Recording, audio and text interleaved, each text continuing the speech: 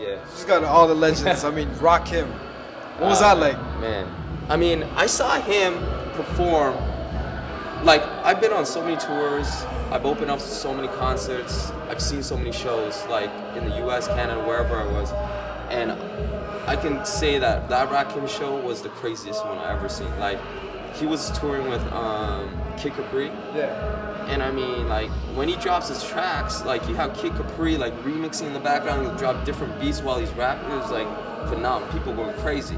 So, you know, like, after that, it gave him so much more respect. Like, you know what I mean? Like, because most of the time you see a show and it's, like, people press the DJ. You don't even know if he's even a DJ. It's like one of the guy's boys or something. They're just pressing buttons, CD buttons, or, like, instant replay.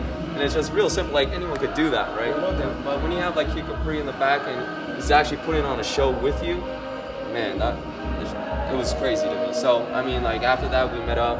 He did the mixtape with me. So, like, you know, I'm just waiting for a good time to release it. I mean, aside from those mixtapes, speaking about the concerts that you've done, I mean, you've done opening acts for like 112. You've done that. Right. I've done 112. Jay-Z, Kanye West. Your list was just huge. It's so huge that I can't even remember all of them, man. And I read through it like 5 times. But it's just huge. Like, I know you worked hard to get there, but meeting those guys, are they what you expected? Are they as, like, you grew up listening to these people and now you're finally here and you're opening up a show for them? I know. You know what I mean? You're, like, you're actually here and with them, working with them. What was that like, man? I mean, like, once you start working with all these artists, it's just like, it's a normal thing. It's like, it's your buddy or whatever, you know what I mean? And since I'm a DJ, like, I'm an important person to them because we play their music. So most of them are extra nice, you know what I mean? Because they need those spins on the radio and all that. Get scratched. Exactly. So I mean, like, you know, the first big gig I did was at Senegal College. I opened up for Tony Touch, and Crazy Legs came too. And I was like, kind of like, you know what I mean? But after that, it was like pretty much like, I'm never nervous about meeting people. It was just like whatever, you know what I mean? So you just get that mutual friendship. Yeah. So I mean, when I DJed for Jay-Z, a Caravana weekend, that was probably one of the most memorable parties ever. Like King Hope. Like he was like sweating, like he was drenched, like he was partying. You know what I mean? So I mean, for a DJ to get a person like him to party and, you know, let him have a good time for once, you know, without him working, is a great feeling for sure. No doubt. That's a big payoff, man. So you've done all that. You've achieved so much.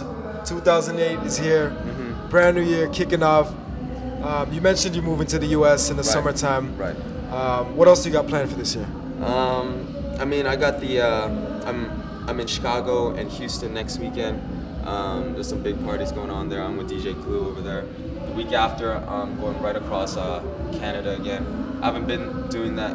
I've been so busy with touring other places that I haven't been across Canada since last year, March. So it's been like 1 year, and it's just like, it's crazy because I used to do it like 4 times a year, and we try to keep it consistent, but it's just almost impossible. Like, I'm booked till like probably next year. Like, that's what happens when you start progressing, and everybody wants to get you on that list and get you in their club. So, I mean, like, I have that coming up, and then I'm back in Atlanta again for one of the big parties, the promoters, their birthday party. It's going to be crazy. And then April time, I'm in Asia again. And before that, I'm actually in Mexico, DJing for spring break for the US.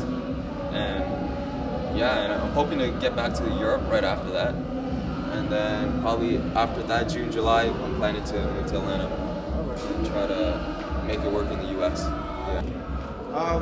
Yeah, man, I mean, it's hard covering a lot of stuff for somebody that's done so much, you know what I mean? So, man, thank you, man. Is there anything else you want to, I mean, this is your time to say whatever you got to say. Is there anything else you want anybody to know, the fans that are watching? I mean, I know I got a lot of people that said, oh, you're DJ Baby you're interviewing him? Can you get a mixtape from him, autograph it for me? I'm like, you know what, I don't know, man. I'll see what I can do. For all those people that want to check out, get mixtapes, babyumixtapes.com. You can also check me out, babyu.com/podcast. That's where all my podcasts are. I have my remix radio show that's syndicated on Globe Radio and other radio stations, and I've interviewed so many people on there. So Go check that out. It's all on there. My mixes, my mashed potatoes is like a big hit right now because it's all the mashup stuff. And I think a lot of people are slowly, you know, getting tired of this, you know, listening to the same old hip hop and stuff. Like, they still love it, but people want something different. So, you know, when mashups came in, like, there's a big deal. A lot of people want to hear stuff like that. So I'm always trying to change it up. Like, I'm coming out with an electro mixtape.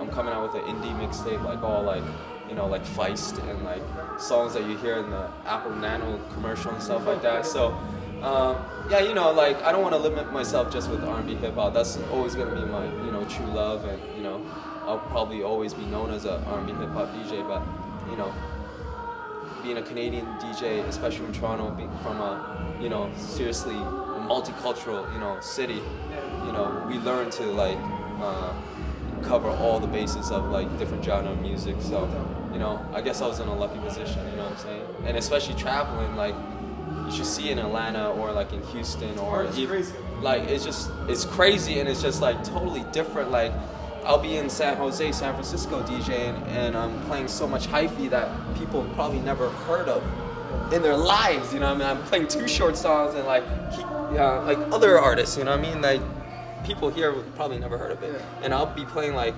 songs in Houston, like just grimy, dirty South that you'll never know about. And people are going crazy down there, you know what I'm saying? So, you know, traveling and like being from Toronto definitely helped, you know, broaden my, you know, horizon in music and stuff like that. So. And speaking of that, expanding, I had a question sitting in the back of my head. It just came to me. Yeah. You were talking about the whole expanding.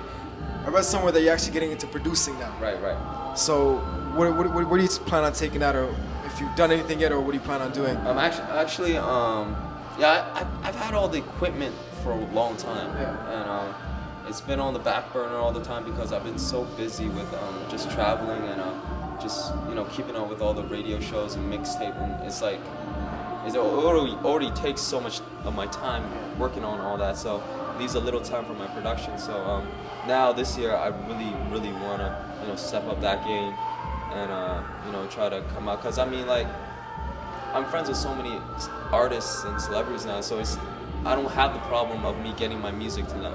Like, usually for people that produce, they have a problem getting it to them because they don't know them. But I'm in a lucky position where, you know, I can call up someone and, you know, T.I. or Luda or whatever, and you know, just shop them some beats. If they like it, they'll take it. If not, whatever. But I mean, at least I'll have the easier opportunity in them. So, I mean, definitely this year, that's what I want to focus on. And yeah, I mean, like, before that, like 2 years ago, I did a beat for Hillary Duff, and I was like the top two. Like, the person that actually got it was Timbaland, so it was either Timbaland's or Mines, they were telling me. And I mean, like, they took Timbaland because, I mean, like, obviously, like, it's Timbaland, man. And also, like, Missy was gonna be in the video and stuff like that. So, but still to be up there, I mean, to even be considered, I was just happy. Like, it was next cool. to Timbaland, especially. You know what I mean? So it was cool. It was fun. It was a fun little project that I did, and yeah, hopefully it just grows from there. You know what I mean? No doubt. All right, you guys heard it, man. I told y'all, if you love it, I got it. We got DJ Baby U right here at Tonic Nightclub, and if you ain't seen this man DJing, you better catch him quick, because he's gone soon, baby. King Ness, musicboulevardcanada.com, DJ Baby U. Everybody, I want to thank you personally, man. Thank you for coming through. Yeah, no doubt, man. Music Boulevard wants to thank you, and the fans out there, hopefully they're going to thank you after this. Like I said, catch him before he's gone, because he's going to be gone soon, baby. Musicboulevardcanada.com, King Ness.